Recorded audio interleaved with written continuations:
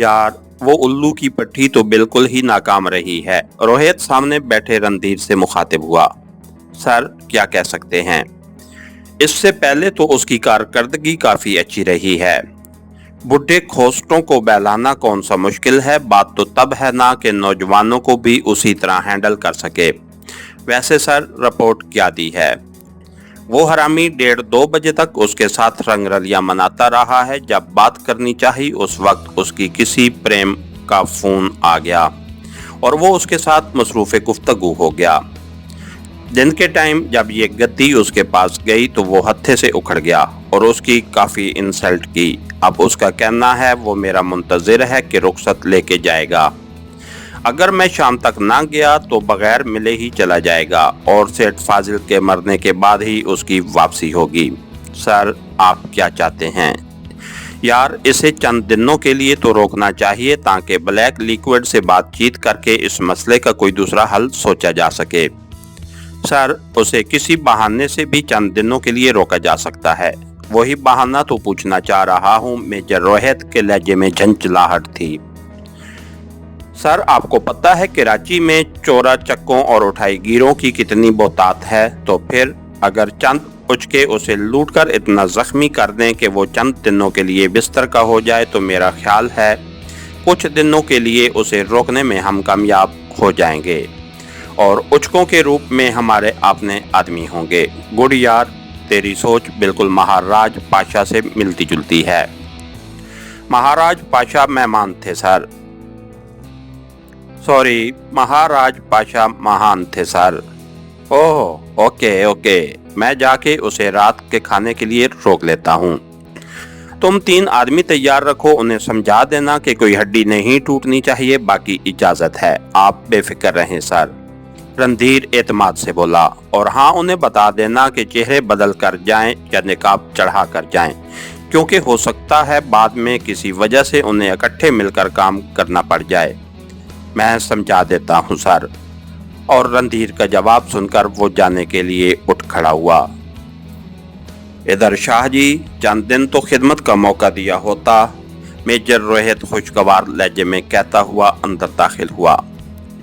खाक खिदमत राहील भाई। इस्माइल उसके इस्तकबाल के लिए खड़ा हो गया। कल से आपकी शक्ल ही नहीं देखी, बस एक ज़रूरी मीटिंग में शमूलियत के लिए जाना पड़ गया था और आपको कंपनी देने के लिए नेहा मौजूद तो थी। क्या उसकी कंपनी अच्छी नहीं लगी? नहीं, अच्छी लड़की है। इस्माइल ने मैनीखेज अंदाज में सर हिलाया। लेकिन इतना टाइम नहीं है कि मैं नेहा की कंपनी से लुत्फ अंदोज हो सकूं। बकौल एके साहब, मकसद की तकमील में ताखीर अमूमन नाकामी का सबब बन जाया करती है और दुश्मन को ढील देना उसे मजबूत करने का मौका फराहम करने के बराबर है। जबकि मैं ना तो नाकाम होना चाहता हूँ और ना सेठ फाजिल को मजबूत देखना चाहता हूँ।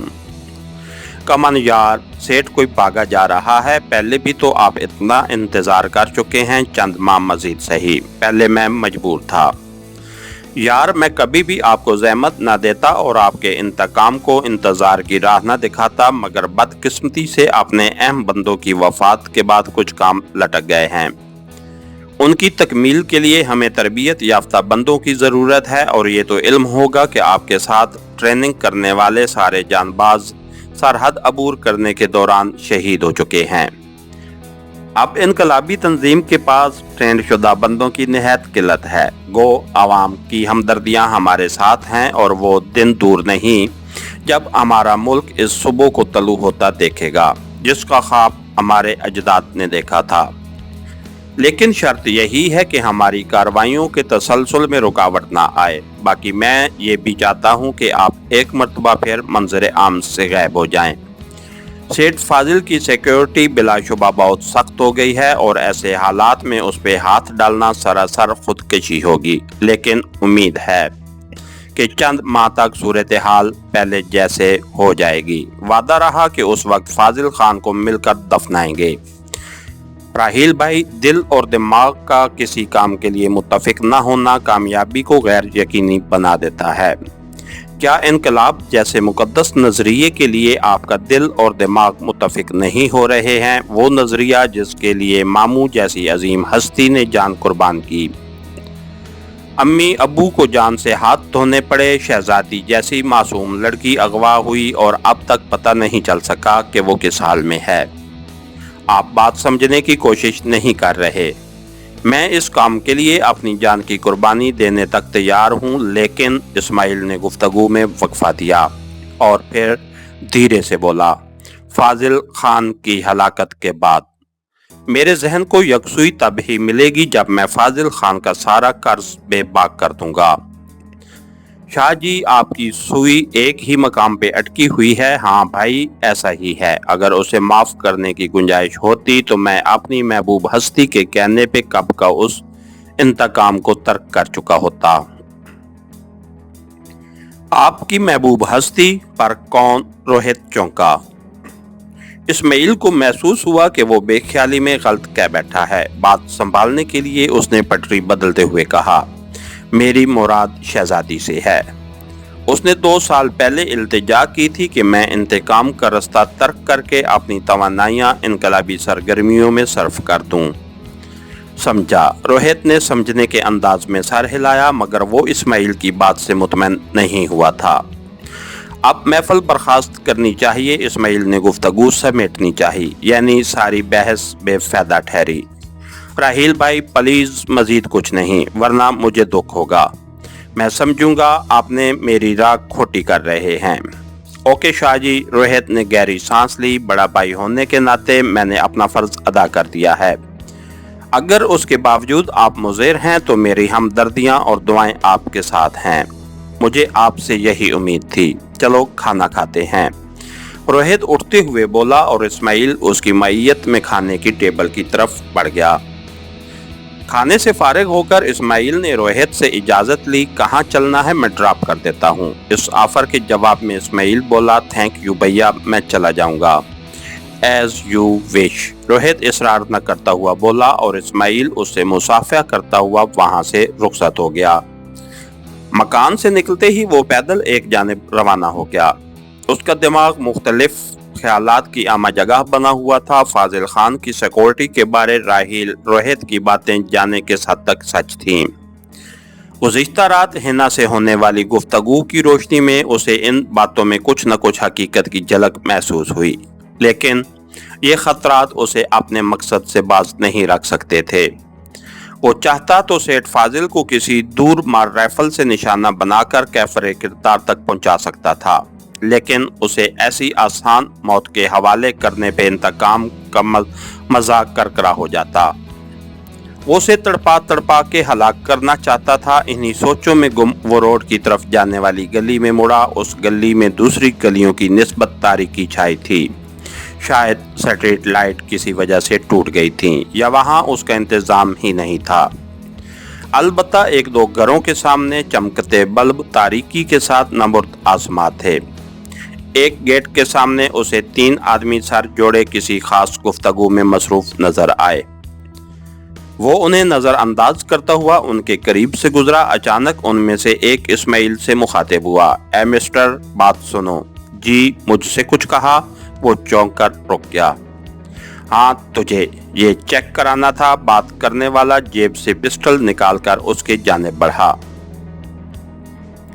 باقی دونوں بھی اس کے ہمراہ ہو لیے۔ اسماعیل سمجھ گیا کہ وہ اٹھائی گیروں کے جنگل میں پھنس گیا ہے۔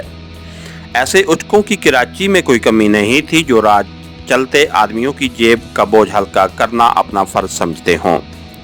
اپنا موبائل اور نقدی ہمارے حوالے کر کے تم جان بچا سکتے ہو۔ یہ لو۔ اس نے جیب سے پرس نکال کر اس کی جانب بڑھایا، جس میں اچھی خاصی رقم موجود تھی۔ رقم کی خاطر پنگا لینا اس نے مناسب خیال نہ کیا تھا۔ موبائل پرس اپنے ساتھی کے حوالے کر کے اس نے دوسرا مطالبہ کیا۔ اسماعیل کا ہاتھ ایک مرتبہ پھر جیب میں رینگا۔ اس مرتبہ اس نے موبائل نکال کر اس کے جانب بڑھا دیا۔ کمر، اس کی تلاشی لو۔ پسٹل والا ایک ساتھی سے مخاطب ہوا اور وہ جی جناب کہتا ہوا اسماعیل کی طرف بڑھا۔ اب بات اس کی برداشت سے باہر تھی۔ جیب میں گلاک 19 جیسا پسٹل رکھ کر ان اچکوں کی ہر بات بے چوں چرا ماننا بزدلی تھی۔ وہ اسے آڑے ہاتھوں لینے کے لیے تیار ہو گیا۔ جیسے ہی تلاشی لینے والا اس کے اور پسٹل والے کے درمیان میں آیا، اسماعیل کی داہنی ٹانگ بجلی کی سی سرحد سے تلاشی کے لیے آگے بڑھنے والے کے سینے سے ٹکرائی اور وہ توپ سے نکلے گولے کی طرح ساتھیوں کی جانب بڑھا اور پستول والے کو ساتھ لیے زمین پہ گر گیا۔ خالی ہاتھ نے ایک قدم دائیں لے کر اس کی ٹکر سے جان بچا لی تھی۔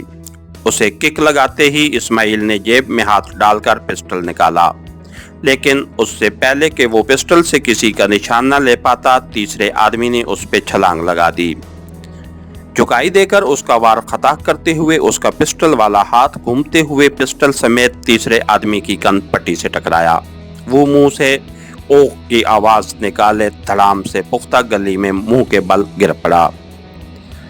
اس کی طرف سے اطمینان ہوتے ہی اسماعیل باقی دو کے جانب متوجہ ہوا اور پھر ملگجی روشنی میں اس نے پسٹل والے کو لیٹی حالت میں ہی پسٹل اپنی جانب تانتے دیکھا، لیکن اس کے ٹریگر دبانے سے پہلے اس نے ٹریگر پریس کر دیا۔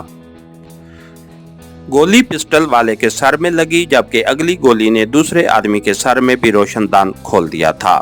تیسرا آدمی پہلے سے ہی بے ہوش تھا۔